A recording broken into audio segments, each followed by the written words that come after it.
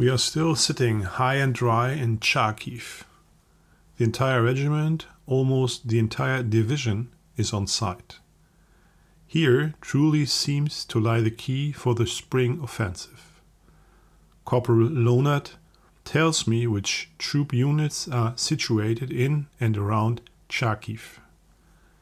It's really very massive what's being brought up in tanks, artillery and anti-tank guns. Meanwhile, we are back to our old routine, and the new or rather old crew is well coordinated.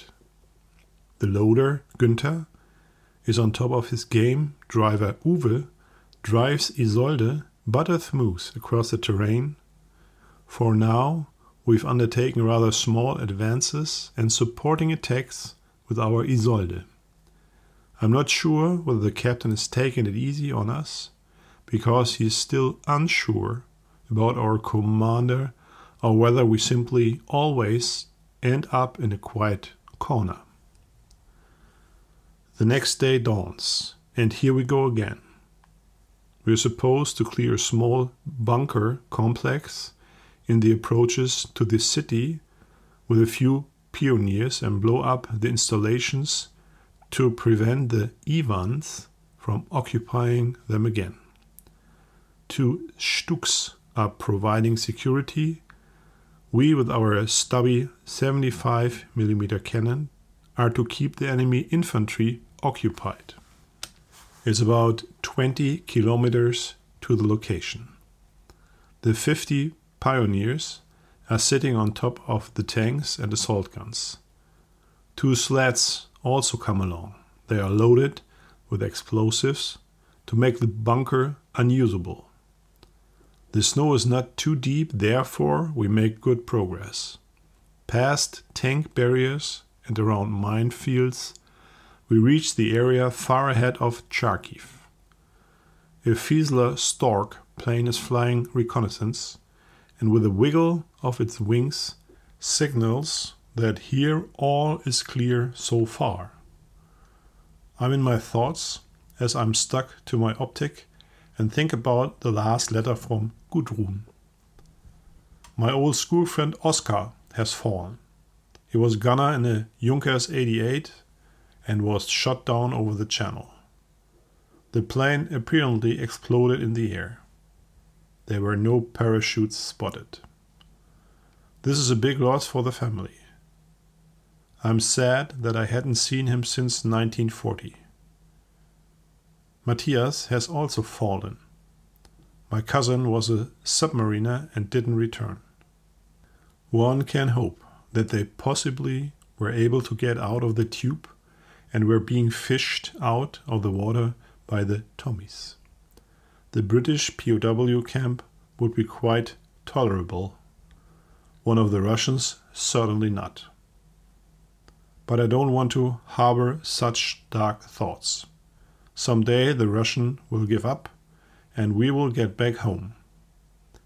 The year will certainly bring along many more battles, but I do believe everything will turn up for the better. We rumble on through the snowy landscape. I ask my commander whether I was allowed to smoke in the turret hatch.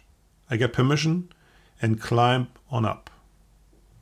A non-commissioned officer of the pioneers gives me a light. I look across the white land with its many black craters which were caused by artillery and bombs. A little later, the Stork returns and fires off a red flare in our direction. That's not good. Over the radio, we give the order to halt. I slip back down the turret and wait for targets. The assault guns go into positions a distance of 50 meters away. I'm glued to my optic. Sergeant Hansen is scouting the terrain for any more movements. The pioneers have thrown themselves into the snow because a hit to the tank would be fatal for all comrades. Still nothing to see. I move the turret slightly back and forth in both directions in order to identify possible targets.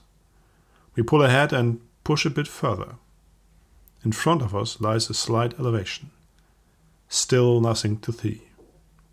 The pioneers stay behind and stay as much as they can in cover. What on earth did the stork see? Suddenly 2 Russian MiGs fly very low right over the top of us. Apparently, surprised themselves, they at first don't fire on us, but approach us again after making a wide turn. We have no anti-aircraft defense and we can only try to counter them with machine gun fire. With their onboard guns we are now being attacked and keep pulling forward, nevertheless, in order to distract the fire away from the pioneers. Only seconds later we spot another plane in the sky, an Me-109. It's chasing the Russians in tight turns, drives them apart, and thus prevents any further shelling of our small combat unit. It doesn't take long until the first Russian starts smoking. He flies on, however, and tries to escape. The Me-109 gets behind the other plane and fires with all gun blazing. What a show in the sky! All of a sudden, the second Russian explodes in a fireball. The remains of the plane drop to the ground. The German plane makes a roll in the air. Apparently, he is looking for the other pilot. That Russian is gone, and we are at ease. The Messerschmitt flies a victory loop. We wave to the pilot, then he turns away. Those are indeed the knights of the sky, these necktie soldiers. Back then, we helped them on the airfield. Now it's the other way around. Onward we go. The pioneers are sitting back on the top of the steel giants. Time passes. Then, a short time later, we reach the vicinity of the bunkers. It appears that they are not entirely devoid of the enemy. And already we receive anti-tank gunfire. We quickly identify 2 cannons. The Stuks take up the firefight and cover the anti-tank gun crews with large caliber weapons. A direct hit on the first anti-tank gun, fragments of steel fly through the air in a ball of fire.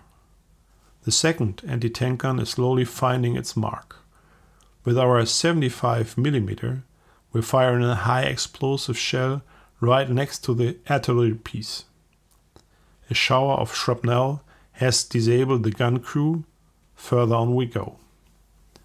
Machine gun bursts bounce off us. We cover the position with shells. The pioneers pull up next to us and are keeping the infantry with targeting fire down. Resistance slowly dies down. We move forward. From a depression, 2 tanks suddenly race out, but they're driving away from us.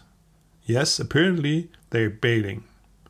It's a big mistake because they're simply driving full throttle straight away. Therefore, they're easy to hit. I receive the command to fire. The assault guns shoot at the same time. The left tank is already on fire. The tank on the right has received a hit in its tracks and gets stuck. I take my time to aim in. A hit in the turret also leaves that tank smoldering. Burning soldiers are jumping out of the tank and are rolling themselves in the snow. The machine gun fire from the pioneers makes short work of the enemy. The last resistance has been broken. We push up to the infantry trench by the bunker. Suddenly, 2 Russians jumped out of the ditch and are running at us with hand grenades. I pull the trigger, and both are gone. The radio operator yells to me that those were women. Too late for that. An enemy is an enemy. We keep firing. The Russians desperately dig into the position. When hardly anything is stirring, the battle is over. The pioneers clear the trenches and the bunkers. 8 wounded Russians are taken prisoner, among them 2 women. We call them shotgun wives. For me, it's the first time seeing a woman in a Russian uniform. One bunker seems not yet completely cleared out. In broken Russian, the remaining Red Army soldiers are ordered to surrender. As a reply, there's more shooting. Well, then they will just be blown up as well. A sergeant of the Pioneers orders his men to pack both bunkers full of explosives. After 30 minutes, everything is ready for the blast. We give the Russians one last chance, but they won't give up. Before we got on the way to safe distance, the radio operator shows me the two women who'd stormed toward us. There isn't much to be recognized. Amongst bones and flesh, I can make out the face of a young Russian in the snow. Of her female comrade, nothing is left.